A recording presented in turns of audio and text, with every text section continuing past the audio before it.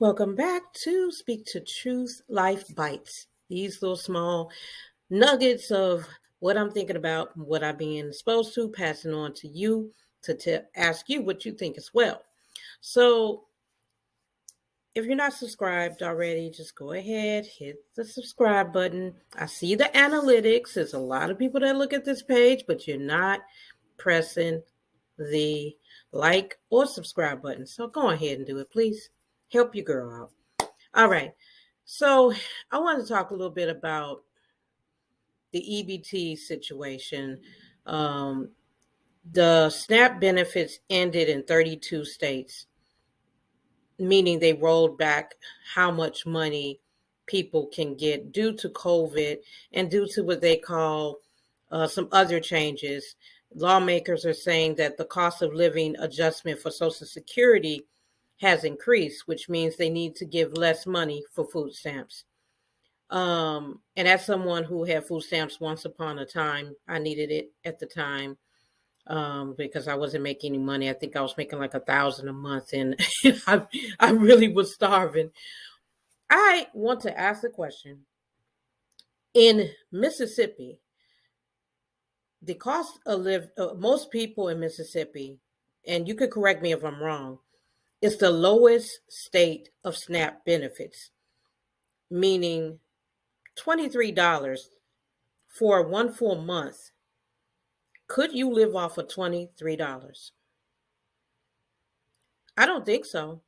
Now, I'm assuming that $23 is for someone single because I hope it's not for a family of four. I'm assuming that's for a single person.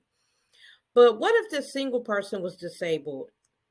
What if the person had a cancer or some other medical condition? Is that enough money to live off of to eat? I don't think so. But I just want to remind you guys of a few things. Social Security is not everybody actually gets Social Security.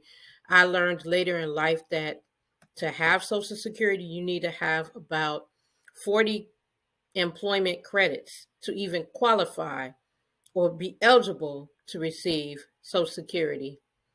For me, that's 10 years of work. But also, Social Security, they got two divisions of Social Security. They got Social Security insurance, and they got Social Security disability insurance. The disability insurance is completely different requirements. Um, I think the criteria is a little bit different than regular Social Security. A lot of the veterans that I work with, they had that as well. So I think in order to qualify for SSDI, you have to be under the age of 65 and have a severe disability. So if you have a severe disability, you will get most likely that. Now, if you're an individual who qualify under SSI, that's different as well. Bottom line is, not everybody has access to Social Security, and not everybody is going to receive food stamps, unfortunately, which means a lot of food banks are going to be filled with people trying to get food. And just before I end this episode, I'm going to ask you again to let me know what your thoughts in the bottom in the comments. Another thing that I thought about is how can we move forward and help other people, whether that's giving food to the food bank, whether that's if you shop online. Instacart has a section on it where you can actually give money to a food bank. That's paying it forward as well. I'm sending healing thoughts to anybody in a rough situation where they cannot or have had their food stamps reduced.